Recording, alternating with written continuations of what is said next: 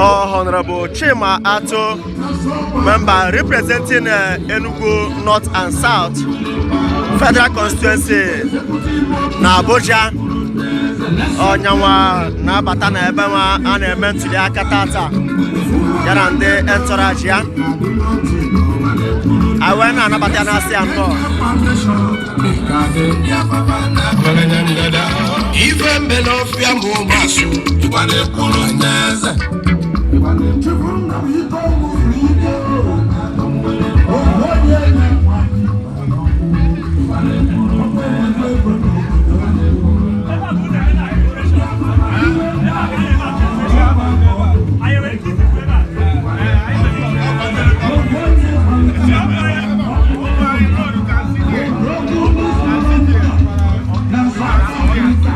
For the mayor Enugu South on eba ani na eba ndị Ugwuaji niile ji wee biri bata maka ya bụ ntuli aka maka na otego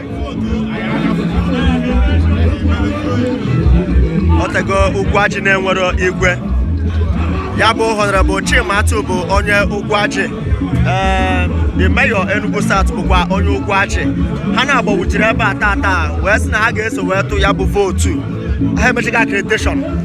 Just keep voting, and all the very peaceful. Since morning 9 and one also Bobuna, the electoral committee Barumbo, Funa on a gang coma.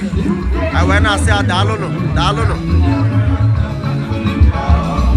Bob Nishes, I know one in one year, Bishes, I know one. I know for Ugwuaji online. Tell us where you're joining us from, tell us where you are. We are here live.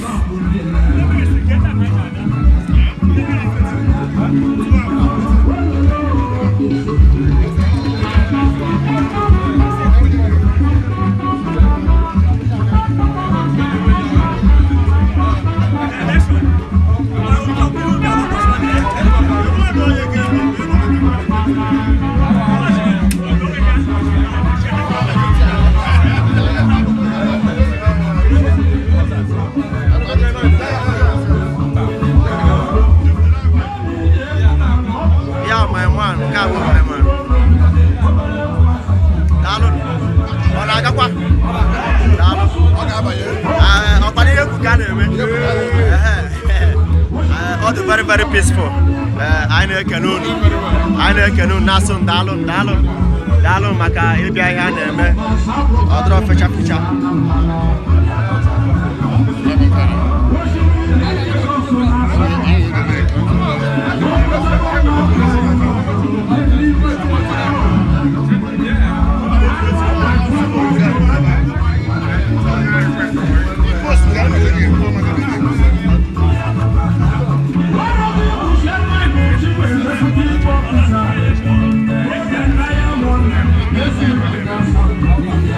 Ugwuaji wee biri wee nọ ebe a.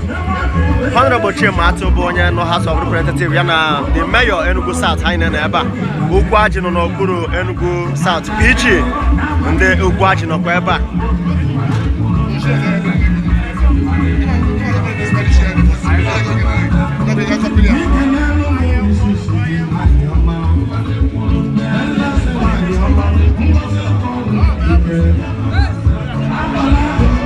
Danya na mbara African Democratic